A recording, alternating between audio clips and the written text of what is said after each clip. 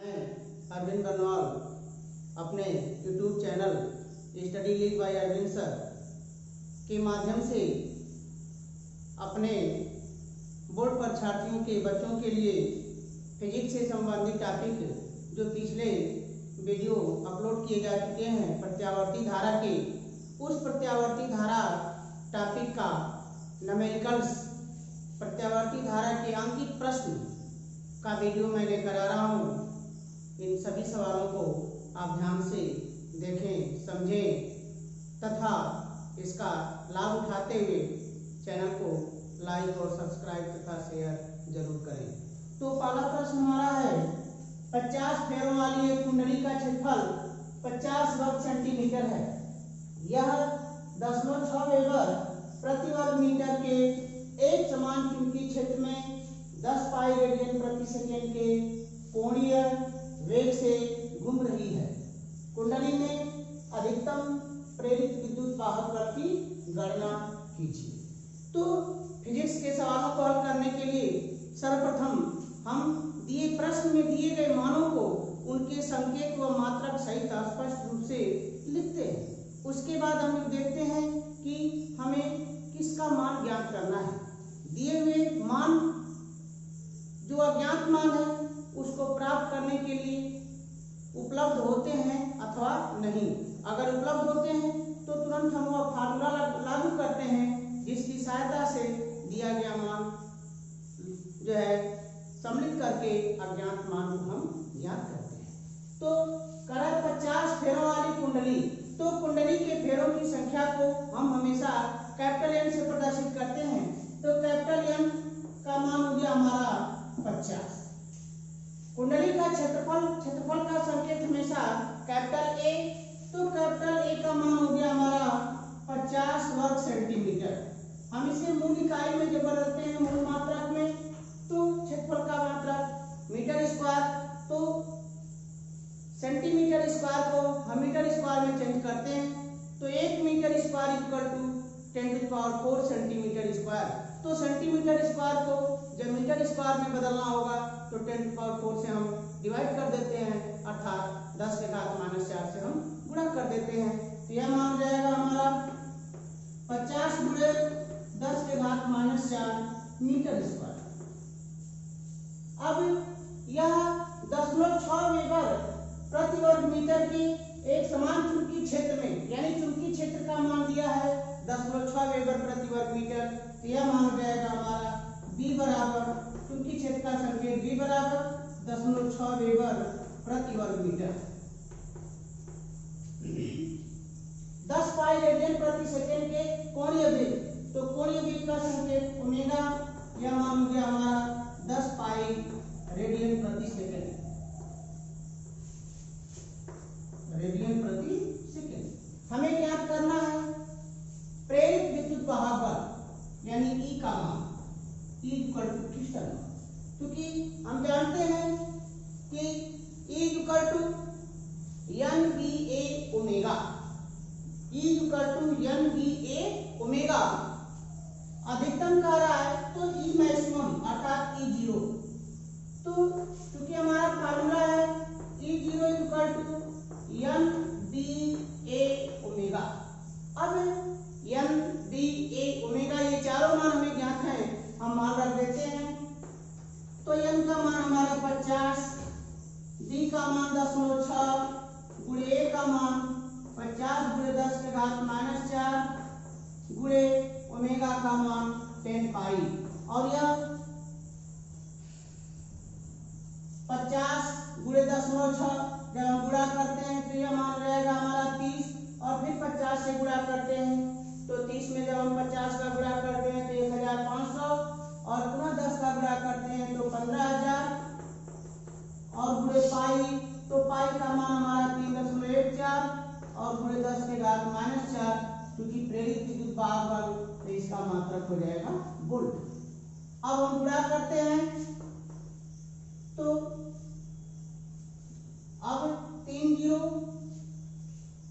गुणा करने के बाद तो 15 × 4 = 60, 0 हासिल 6, 15 × 6 = 21 को 1 हासिल 2, 15 × 3 = 45, 2 47 और 2 पे दशमलव का चिन्ह है, तो यह हो गया हमारा 10 के घात -4। अब 10 के घात -4 तो दशमलव का चिन्ह 4 स्थान बाएं तरफ आ जाएगा, 1 2 3 4, तो यह हो जाएगा हमारा मान 4.71 वोल्ट। इस प्रकार इस दिए गए प्रश्न को हम हल करते हैं।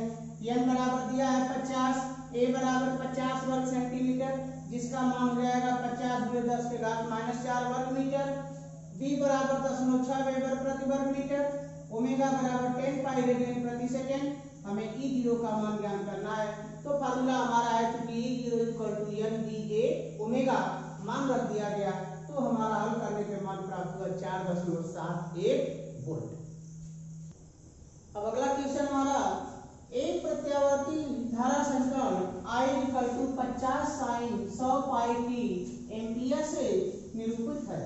धारा की आवृत्ति धनात्मक अर्धचक्र में औसत धारा, आभासी धारा तथा t = 1/300 सेकेंड पर धारा का मान ज्ञात कीजिए। तो हमें प्रत्यावर्ती धारा समीकरण का मान दिया है I बराबर 50 sin 100 पाई t। तो चूंकि प्रत्यावर्ती धारा समीकरण, प्रत्यावर्ती धारा समीकरण, यह मान हमारा है I = 50 sin 100 पाई t। चूंकि I I0 sin omega t से तुलना करने पर जब हम तुलना कर लेते हैं तो हमें मान प्राप्त होता है I0 का मान 50, I0 बराबर 50 हो गया, sin ओमेगा t, तो ओमेगा की जगह पे हो गया हमारा 100 पाई, तो ओमेगा का मान मिल गया हमको 100 पाई। हमें ज्ञात करना है धारा की आवृत्ति अर्थात I0 का मान। तो फर्स्ट हो गया धारा की आवृत्ति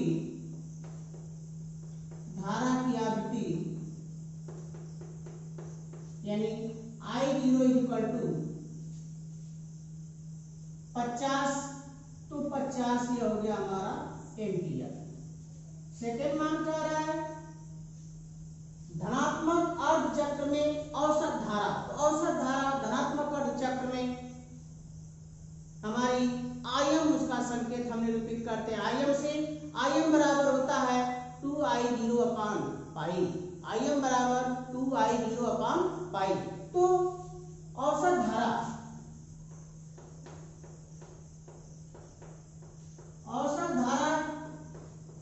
Im = 2I0/पाई, ये हमारा फार्मूला है। I0 का मान 50, तो हो जाएगा 2 × 50/पाई, अर्थात यह मान हो जाएगा हमारा 100/पाई, 100/पाई। अब पाई का मान हम रख देंगे 3.14। अब हम 100 में 3.14 से भाग देंगे, तो भाग देने के बाद हमारा मान प्राप्त होगा 31.8 एम्पियर। यदि हम 100 में 3.14 से भाग देते हैं तो मान हमारा प्राप्त होगा 31.8 एम्पियर। तो यह हो गई हमारी औसत धारा का मान। अब उसके बाद ज्ञात करना है आभासी धारा, तो आभासी धारा यानी I का मान, IRMS को ही हम आभासी धारा कहते हैं। तो IRMS = I0/√2। I0 का मान हमको मालूम है 50, यह हो जाएगा 50/2। इसको सरल करने के लिए हम इसको इस रूप में लिख सकते हैं कि 50√2/2, अर्थात इसको कह सकते हैं कि 25/2। अब कड़ी में 2 का मान हम रख देंगे, यह हो जाएगा 25 × 1.414। अब 1.414 का जब हम 25 में गुणा कर देंगे तो यह मान हो जाएगा हमारा 25 × 100, 25 × 25 हासिल उसका बचा 10, तो 25 10 35 को 5 हासिल 3, 25 × 100 और 3 103, बच गया 10, 25 × 25 और 10 35, यह हो जाएगा 35.4 एम्पियर। यह हो गई हमारी आभासी धारा। अब उसके बाद क्या रहा है, T बराबर 1/300 सेकेंड पर धारा का मान। तो क्योंकि हमारा सूत्र है I equal to I0 sine omega t. अब यहाँ हम T का मान रख देंगे 1/300, I0 का मान 50 साइन, ओमेगा का मान 100 पाई गुणे T का मान 1/300। तो 100 से 300 कटा देंगे तो हमारा मान हो जाएगा साइन पाई अपान 3, यानी यह हो जाएगा मान हमारा 50 साइन पाई अपान 3, और साइन पाई अपान 3 का मान √3/2, यानी करनी में 3/2। यह हो जाएगा मान हमारा 50 गुणे करनी में 3/2, अर्थात इसको हम इस रूप में लिख सकते हैं कि 25 करनी में 3 और करनी में 3 का मान 1.732। हम गुणा कर देंगे तो यह हो जाएगा मान हमारा 25 गुना के 50, 0 हाथी 5 हो गया, 25 यहाँ 75, 5 80, 0 हाथी 8 हो गया, 25 7 175 और 8 183, और 25 से कम 25 और 18 हो गया 43, यानी 43.3 एम्पियर। यह हो जाएगी हमारी T बराबर 1/300 पर धारा का मान। इस प्रकार इस प्रश्न को हम हल करते हैं। अब अगला क्वेश्चन हमारा, एक प्रत्यावर्ती धारा स्रोत के वोल्टेज व धारा के बीच समीकरण है V बराबर 110 sine omega t plus pi upon 3, I equal to 11 sine omega t minus pi upon 3। हमें ज्ञात करना है, ज्ञात कीजिए फर्स्ट नंबर V व I अर्थात वोल्टेज व धारा के बीच कलांतर यानी फाई का मान, परिपथ में शक्ति क्षय P बार का मान। तो जैसा कि प्रत्यावर्ती वोल्टेज और धारा के समीकरण दिए गए हैं, V बराबर 110 sine omega t plus pi upon 3, यहाँ धारा पाई अपान 3 प्लस है, वोल्टेज पाई अपान 3 प्लस है और यहाँ धारा पाई अपान 3 माइनस है, अर्थात एक अगर धनात्मक दिशा में है तो दूसरी ऋणात्मक दिशा में है, तो हम कह सकते हैं कि इनके बीच कलांतर इन दोनों के योग के बराबर होगा। तो V व I के बीच कलांतर, V व I के बीच कलांतर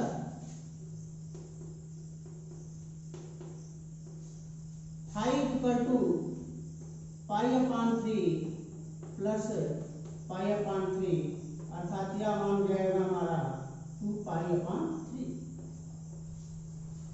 सेकेंड मान क्या रहा है, परिपथ में शक्ति क्षय। तो शक्ति क्षय ज्ञात करने के लिए चूंकि V बराबर मान दिया है 110 sine omega t plus pi upon 3, तो V equal to V0 sine omega t plus phi 1 से तुलना करने पर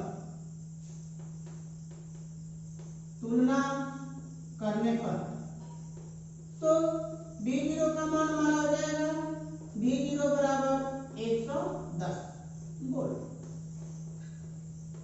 इसी प्रकार धारा का समीकरण दिया गया है,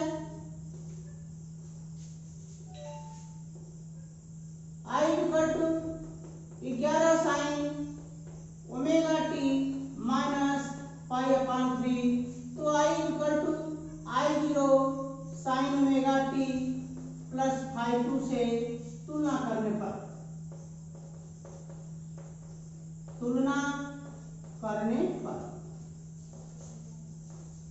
तो I0 का मान हमारा हो जाएगा 11 एम्पीयर। अब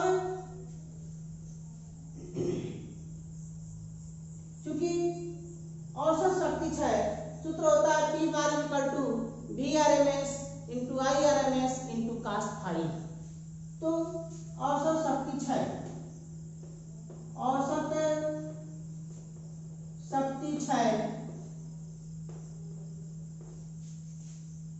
P bar equal to VRMS into IRMS into cos phi.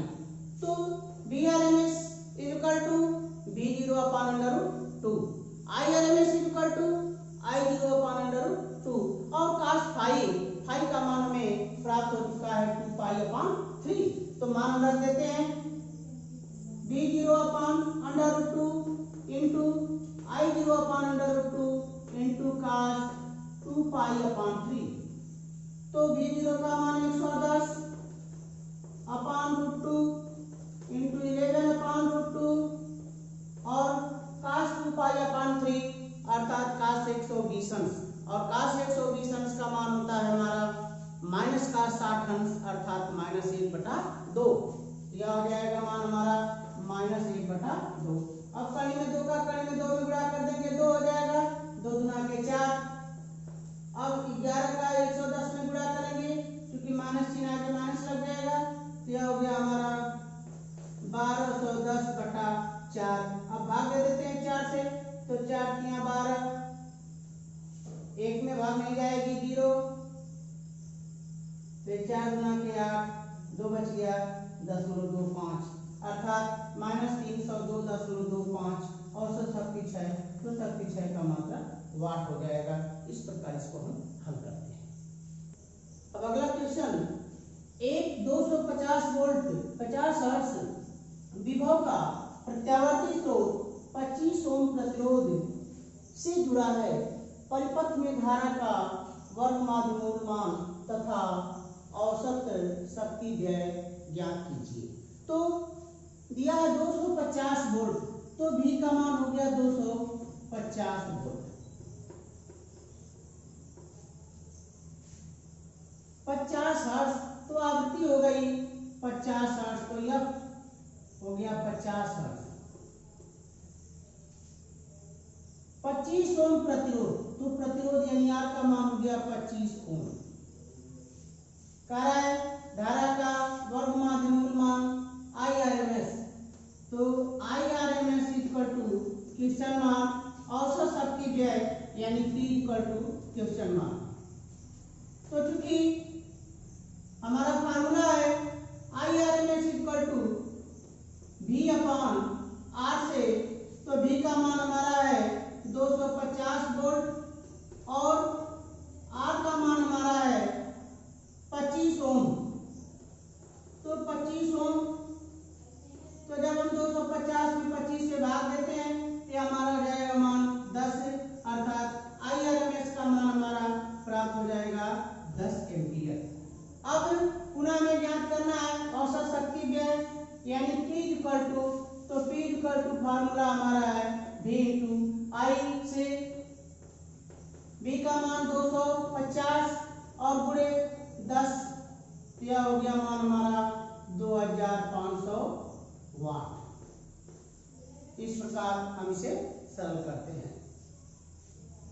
तो धारिता यानी C बराबर हो जाएगा मान हमारा 60 माइक्रोफैरड।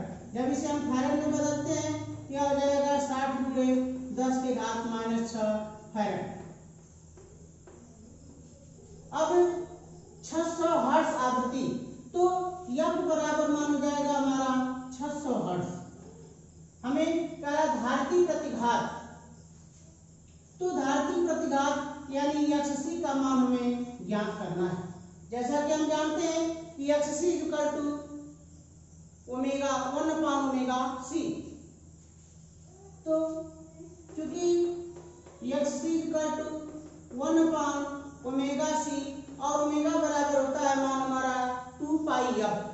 2 पाई F के मान हम रखते हैं 1/2 पाई FC। अब F और C का मान हमें ज्ञात है, मान हम रख देते हैं, तो 1/2 पाई, पाई का मान 3.14 गुणे F का मान 600 गुणे 60 गुणे 10⁻⁶ और यह हो जाएगा इसका मात्रक ओम। अब हम गुणा करके भाग देते हैं, तो जब हम गुणा करके भाग देते हैं तो हो जाएगा 6 के 36 गुना 72, 72 का गुणा 3.14 में हम करते हैं और पुनः 10⁻⁶, तो यह मान हमें प्राप्त होता है। अब ये 10⁻⁶ ऊपर जाएगा, 10⁻⁶ हो जाएगा, तो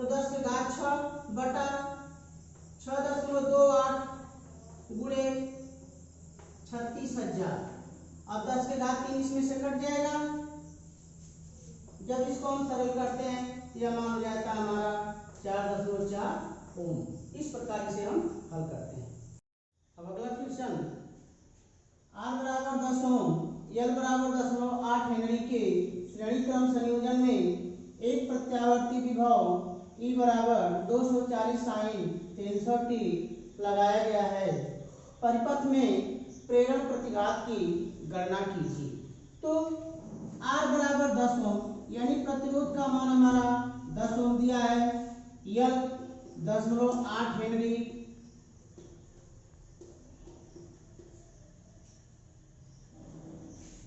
प्रत्यावर्ती विभव का समीकरण, प्रत्यावर्ती विभव का समीकरण, यह मान हमारा है E बराबर 240 साइन 300t। तो E बराबर E0 साइन ओमेगा टी से तुलना करने पर, E बराबर E0 साइन ओमेगा टी से तुलना करने पर, तो जब हम तुलना कर देते हैं तो हमारा E0 का मान प्राप्त होता है 240 और ओमेगा का मान हमारा मिल जाता है 300। अब हमें ज्ञात करना है प्रेरण प्रतिघात यानी एक्सएल का मान, प्रेरण प्रतिघात अर्थात एक्सएल का मान। तो क्योंकि हम जानते हैं कि प्रेरण प्रतिघात एक्सएल बराबर ओमेगा इंटू एल, एक्सएल बराबर ओमेगा इंटू एल।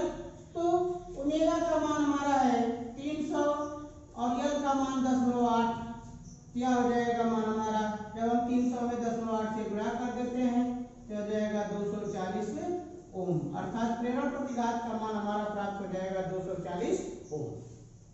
प्रश्न, 10 वोल्ट 2 वाट के बल्ब को 100 वोल्ट 40 हर्ट्ज के प्रत्यावर्ती धारा स्रोत से जलाना है। बल्ब के श्रेणी क्रम में जोड़े जाने हेतु आवश्यक चौक कुंडली के प्रेरकत्व की गणना कीजिए, अर्थात हमें यल का मान निकालना है। तो बल्ब 10 वोल्ट का 2 वाट यानी बल्ब की क्षमता 2 वाट और वोल्टेज 10 वोल्ट। तो बल्ब के लिए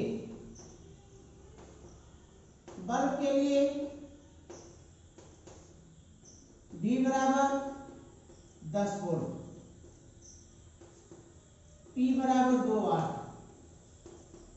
क्योंकि हम जानते हैं कि P equal to V square upon R से, तो हम ज्ञात करेंगे कि बल्ब का प्रतिरोध कितना होगा। तो क्योंकि R equal to V square upon P से V 10 का वर्ग और बटा P का मान 2, तो 100 बटा 2 अर्थात हम कह सकते हैं 50 ओम, यानी बल्ब का प्रतिरोध हो गया 50 ओम। अब हम ज्ञात करते हैं कि बल्ब में कितनी धारा प्रवाहित होती है। तो क्योंकि फार्मूला हमें मालूम है P equal to V into I से, तो I इक्वल टू हो जाएगा मान हमारा P अपॉन V। तो चूंकि P equal to V into I से I equal to P upon V, तो P का मान हमें मालूम है 2 वाट और बटा V का मान 10 वोल्ट, यह हो जाएगा मान हमारा 10.2 एम्पियर। अर्थात बल्ब में प्रवाहित धारा का मान हो गया 2 एम्पियर। अब हमें ज्ञात करना है कि यदि चौक कुंडली को बल्ब के श्रेणी क्रम में हम जोड़ देते हैं, तो उस स्थिति में जब हम श्रेणी क्रम में जोड़ देते हैं तो यह मान हमें दिया है प्रत्यावर्ती वोल्टेज का 100 वोल्ट। तो हम ज्ञात करते हैं कि जब बल्ब और चौक कुंडली को श्रेणी क्रम में जोड़ते हैं तो परिपथ की प्रतिबाधा का मान क्या होगा। तो पर जैसा कि हम जानते हैं कि किसी परिपथ की प्रतिबाधा Z equal to V upon I से, तो परिपथ का वोल्टेज और बटा परिपथ के द्वारा प्रवाहित धारा। तो परिपथ की प्रतिबाधा, परिपथ की प्रतिबाधा Z equal to V upon I से, तो इसका मान दिया है 100 वोल्ट और बटा I 10.2 एम्पियर। तो यह मान हो जाएगा हमारा 100 में हम 10.2 से भाग देते हैं, 1000 बटा 2 अर्थात 500 ओम। यह हो गया हमारा परिपथ की प्रतिबाधा Z। क्योंकि जब परिपथ की प्रतिबाधा हमें ज्ञात हो गई तो अब हम ज्ञात करते हैं कि कुंडली का प्रेरण प्रतिघात XL का मान। तो अब यह नियम हमारा ELR परिपथ के लिए, ELR परिपथ में Z equal to under XL square plus R square से, तो ELR परिपथ में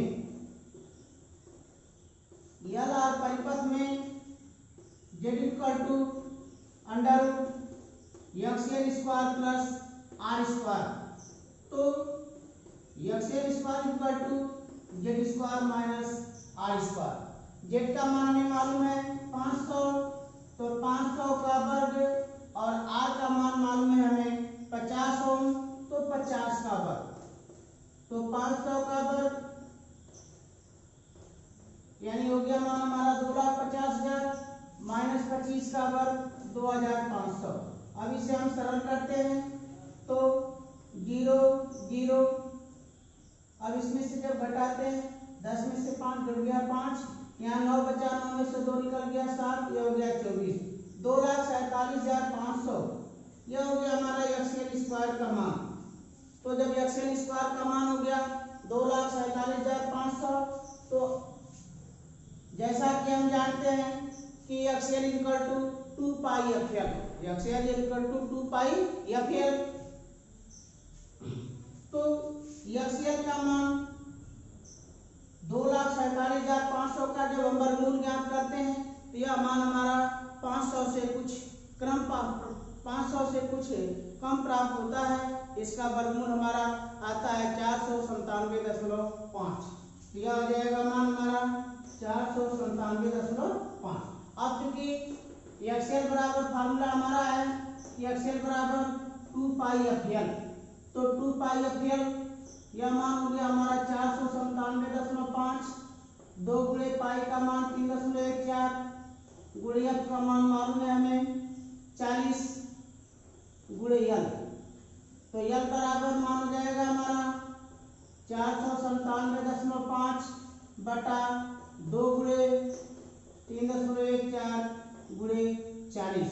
जब इसे हम सरल करते हैं तो एक अंक का दशमलव इस एक अंक के दशमलव से हट जाता है और इस 0 से दूसरा दशमलव का अंक हट जाएगा, तो हो जाएगा 4,975 बटा, जब इसका हम गुणा करते हैं तो 4 गुना के 8, 8 चौके 32 को 2 हासिल 3, 8 एकम 8 3 11 और 8 3 के 24 से 25, 2,512, यानी 4,975 में हम 2,512 से भाग देते हैं तो 25 गुना 50 अर्थात 2 से कुछ कम भाग जाती है। तो जब हम भाग देते हैं तो यह मान प्राप्त होता है हमारा 1.98 लगभग, तो यह हो जाएगा L का मान 1.98 हेनरी। अतः हम कह सकते हैं कि जो कुंडली के प्रेरकत्व का मान 1.98 हेनरी होगा। अब अगला क्वेश्चन, 50 ओम का प्रतिरोधक 20 बटा पाई हेनरी का प्रेरकत्व तथा 5/पाई माइक्रोफैरड का संधारित्र 230 वोल्ट 50 हर्ट्ज की सप्लाई से श्रेणी क्रम में जुड़े हैं। परिपथ की प्रतिबाधा क्या है, यानी हमें ज्ञात करना है परिपथ की प्रतिबाधा। क्योंकि इस प्रश्न में प्रतिरोधक, प्रेरकत्व और संधारित्र तीनों जुड़े हैं, अर्थात यह परिपथ हमारा होगा LCR परिपथ, LCR परिपथ। और जैसा कि हम जानते हैं कि किसी भी LCR परिपथ में परिपथ की प्रतिबाधा Z equal to √R square plus bracket में XL minus XC whole square. इसे हम सरल करके परिपथ की प्रतिबाधा का मान प्राप्त करते हैं। तो जो मान हमारा दिया है तो 50 ओम यानी R इक्वल टू हो गया मान हमारा 50 ओम, 20 बटा पाई हेनरी, तो L का मान हो गया हमारा 20 बटा पाई हेनरी। अब संधारित्र धारिता का मान दिया है 5 बटा पाई अर्थात C बराबर 5 बटा पाई माइक्रोफैरड, 5 बटा पाई माइक्रोफैरड। तो इस माइक्रोफैरड को हम पहले फैरड में बदलते हैं, तो 1 फैरड इक्वल टू 10⁻6 माइक्रोफैरड। तो माइक्रोफैरड को जब फैरड में बदलते हैं तो 10⁻6 से हम इंटू कर देते हैं, मल्टीप्लाई कर देते हैं। यह मान हो जाएगा हमारा 5/पाई इंटू 10⁻6 फैरड। 230 वोल्ट, तो यह मान हमारा V का दिया हुआ V बराबर 230 वोल्ट और F बराबर मान हमारा है 50 हर्ट्ज। सबसे पहले हम याद करेंगे प्रेरण प्रतिघात और धारित्र प्रतिघात का मान। तो जैसा कि हम जानते हैं कि प्रेरण प्रतिघात XL इक्वल टू 2 FL। प्रेरण प्रतिघात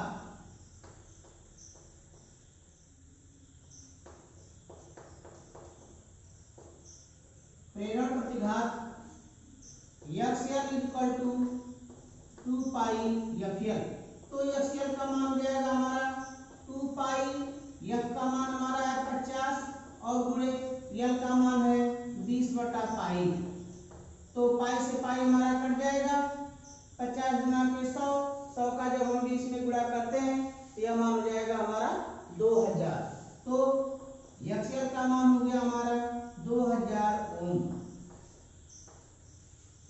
अब उसके बाद हम ज्ञात करते हैं धारितीय प्रतिघात। धारितीय प्रतिघात, तो धारितीय प्रतिघात XC इक्वल टू होता है XC equal to 1/2 pi FC। XC का मान होता है 1/2 पाई FC। मान हम रख देते हैं 1/2 पाई, F का मान 50, C का मान हमारा 5 बटा पाई गुणे 10⁻6। अब पाई से पाई हमारा कट जाता है, 50 गुना के 100, 100 बटे 500, यह 10⁻6 जब ऊपर ले जाते हैं तो 10⁻+6 हो जाएगी। यह मान हमारा हो जाएगा 10⁻6 और बटा में 500। जब इसको हम सरल करते हैं तो यह भी मान हमारा हो जाएगा 2000 ओम। अब हमें ज्ञात करना है परिपथ की प्रतिबाधा Z। तो LCR परिपथ में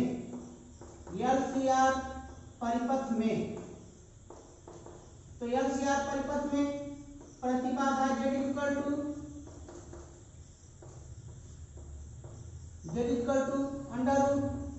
√R² plus XL minus XC whole square.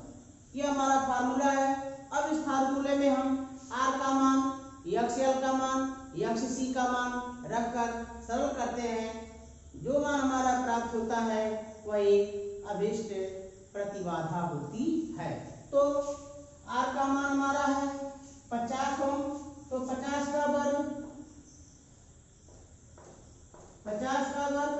XL का मान हमारा 2000 और XC का भी मान हमारा है 2000।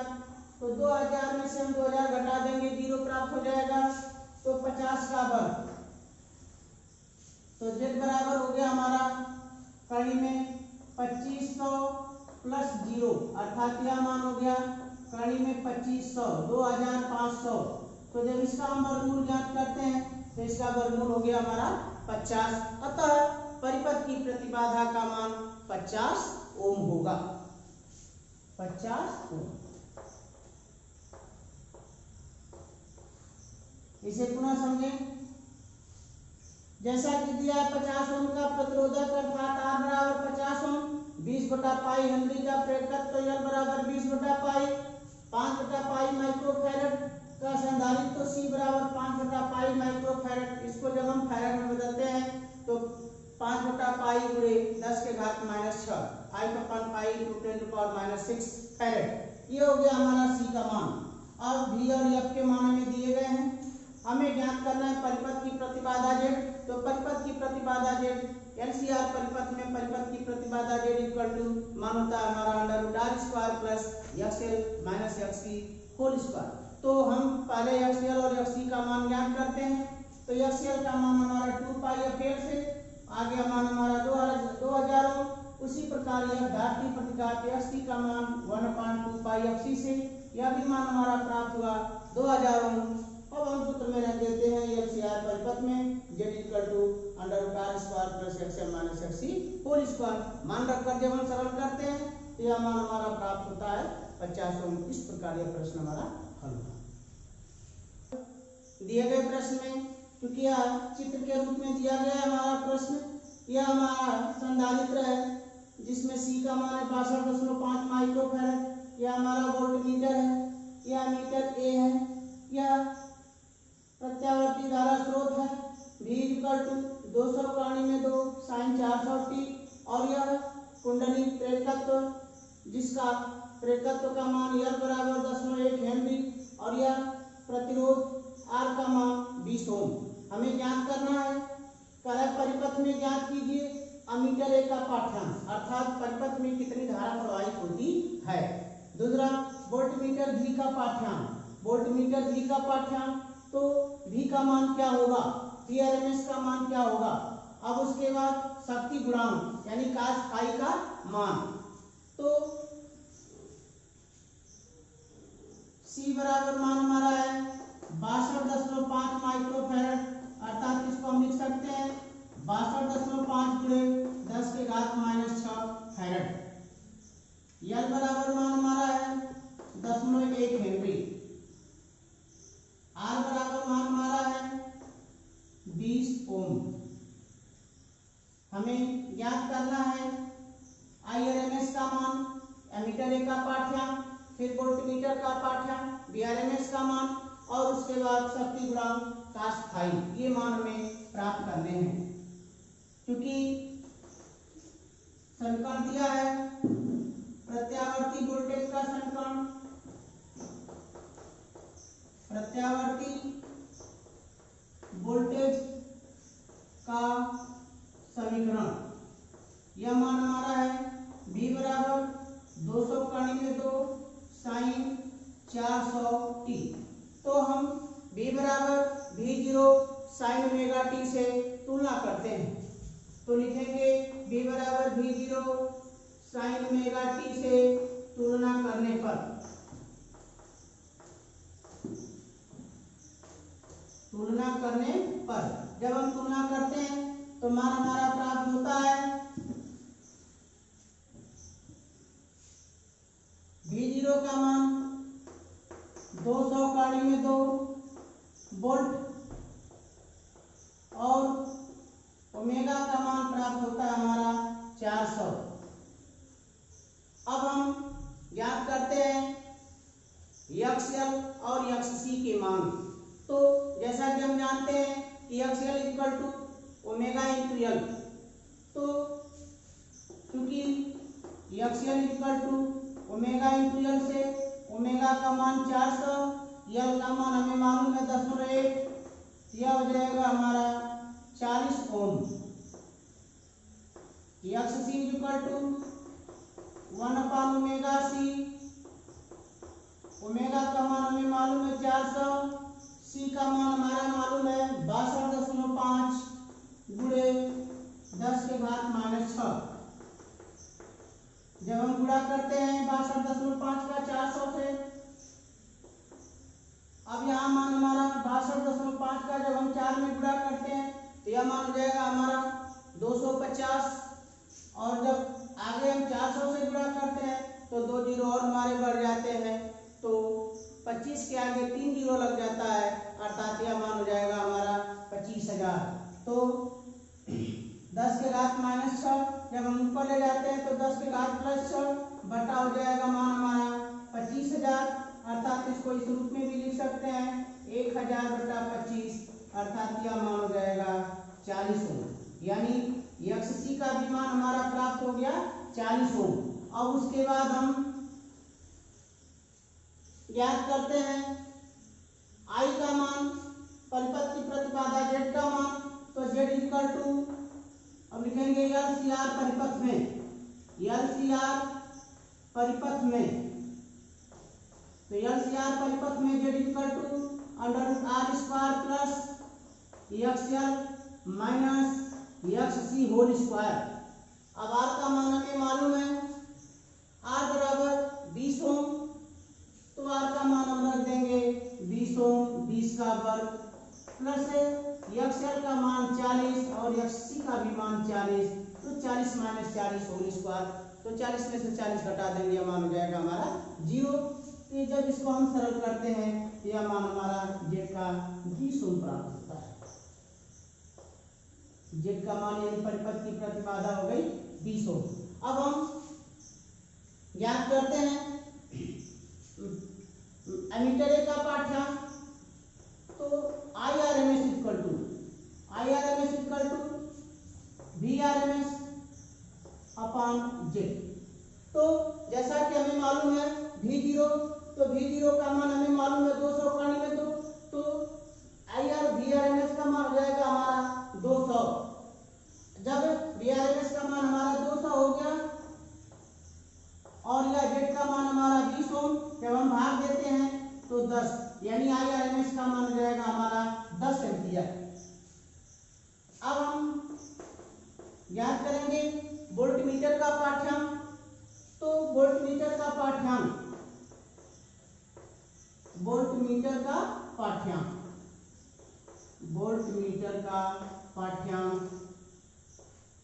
तो वोल्टमीटर का पाठ्यांक हमारा यह आ जाएगा XL minus XC into IRMS। तो XL माइनस XC का मान हमारा है 40 माइनस 40 इंटू I का मान 10, तो हम गुणा कर देंगे, क्या मान हो जाएगा हमारा 0, अर्थात वोल्टमीटर का पाठ्यांक 0 होगा। अब उसके बाद हम ज्ञात करते हैं cos फाई का मान, तो cos फाई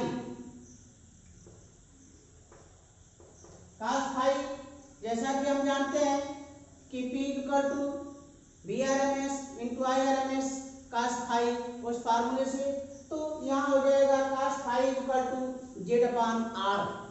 क्या हो जाएगा मान हमारा Z अपान R। Z का मान हमें मालूम है 20 ओम और R का भी मान हमें मालूम है 20, तो 20 बटा 20, अर्थात यह मान हो जाएगा 1, यानी शक्ति गुणांक हमारा 1 होगा। इस प्रकार यह मान हम प्राप्त करते हैं। अब अगला क्वेश्चन, किसी प्रत्यावर्ती धारा परिपथ में वोल्टता V बराबर 200 sin 300 t वोल्ट आरोपित है।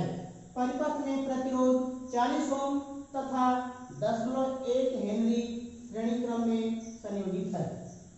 परिपथ में व्यय औसत शक्ति ज्ञात कीजिए। अर्थात यह प्रश्न हमारा प्रेरकत्व और प्रतिरोध अर्थात LR परिपथ है। LR परिपथ, तो जैसा कि हम जानते हैं किसी भी LR परिपथ में परिपथ की प्रतिबाधा Z equal to √R square plus XL square से, तो दिया गया मान हमारा R बराबर 40 ओम, L बराबर 10.1 हेनरी। संकर हमारा ज्ञात है V बराबर 200 sin 300 t, तो V बराबर V0 sin ओमेगा t से तुलना करने पर,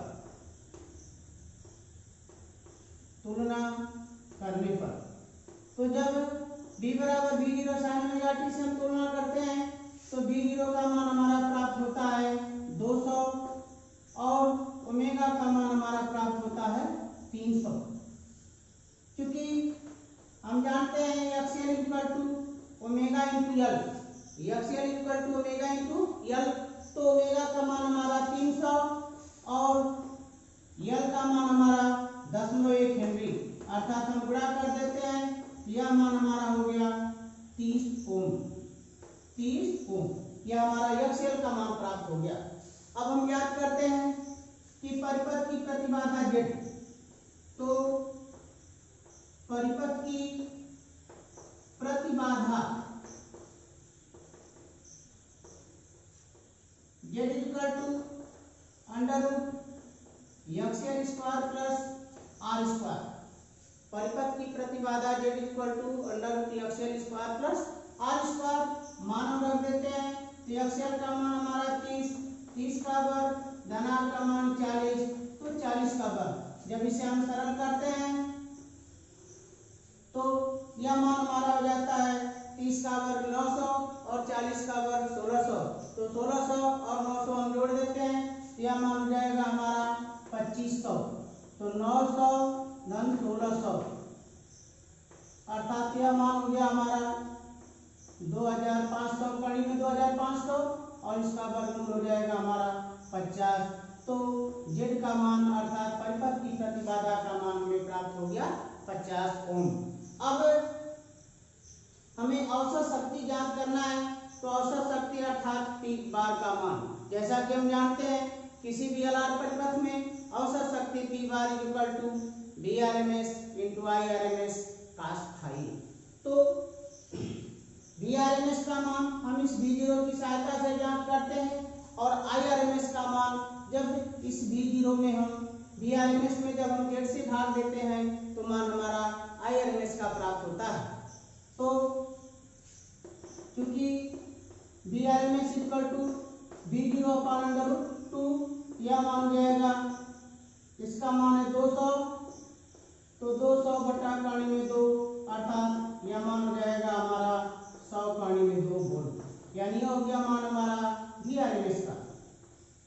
Vrms का मान हो गया हमारा 100 कड़ी में 2 वोल्ट। अब हम याद करते हैं Irms का मान, तो Irms इक्वल टू, क्योंकि Irms equal to Vrms upon Z, तो Vrms का मान हमारा है 100 कड़ी में 2 और बटा Z का मान हमारा मिला 50, तो 50 गुना के 100 अर्थात 2 कड़ी में 2 एम्पियर, यह हो जाएगा हमारा Irms का मान। अब जब हम Irms Vrms ज्ञात कर लिए, अब हम ज्ञात करेंगे cos फाई का मान। तो क्योंकि cos phi equal to R upon Z से, तो R का मान हमारा 40 और बटा Z का मान हमारा 50, या इसको हम इस तरह से भी लिख सकते हैं Z का मान कि under root XL square plus R square. उसी XL square plus R square को हम Z से दिखाते हैं पर एलआर परिपथ में। तो 40 बटा 50 अर्थात यह हो गया मान हमारा cos फाई का 0.8। cos फाई का मान हमें मिल गया 0.8। अब औसत शक्ति 6 P bar equal to Vrms into Irms into cos phi. अब तीनों के मान हम इसमें रख करके पी बार का मान ज्ञात करते हैं। तो Vrms का मान हमारा 100 कड़ी में 2 वोल्ट, Irms का मान हमारा 2 कड़ी में 2 एम्पियर और cos फाई का मान हमारा 0.8। तो 100 कड़ी में 2 गुणे 2 कड़ी में 2 गुणे 0.8। जब हम कड़ी में 2 का कड़ी में 2 में गुणा करते हैं तो मान हमारा 2, तो 100 गुना के 200 और फिर 2 से गुणा कर दिए तो 400 और उसका जब हम 0.8 में गुणा करते हैं तो 400 गुणे 0.8, तो यह हो जाएगा मान हमारा 320 और शक्ति तो इसका मात्रक होता है वाट। इस प्रकार इसे हम सरल करते हैं। अब हमारा अगला प्रश्न, एक एलसी परिपथ अनुनाद की स्थिति में है, यदि C बराबर 1×10⁻⁻6 फैरेड तथा L बराबर 0.25 हेनरी हो तो परिपथ में दोलन की आवृत्ति ज्ञात कीजिए। जैसा कि हम जानते हैं किसी भी अनुनादी परिपथ में आवृत्ति F = 1/2 पाई अंडर LC। वैद्युत अनुनाद की अवस्था में तो LC परिपथ में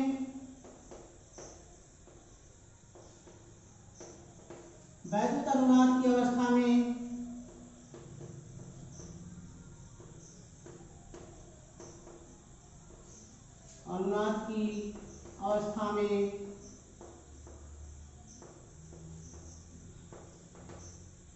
F = 1/2 पाई अंडर LC। तो 1/2 पाई L का मान 0.25 गुणे C का मान 1 गुणे 10⁻⁻⁶। अब हम इसको सरल करते हैं तो यह मान हो जाएगा हमारा 1/2 पाई। अब इसको हम इस रूप में भी लिख सकते हैं कि 25 गुणे 10⁻⁸। जब इसका हम वर्गमूल ज्ञात करते हैं तो यह मान हो जाएगा हमारा 25 का वर्गमूल 5 और गुणे 10⁻⁴। अब हम गुणा करते हैं तो 5 गुणा के 10 10⁻⁴ ऊपर चला जाएगा तो 10⁻+4 बटा 10 गुणे पाई का मान 3.14। अब 10 से जब हम भाग देते हैं 3.14 या यदि हम पाई का मान न रखें सिर्फ पाई के रूप में रखते हैं तो भी इसे सरल किया जा सकता है।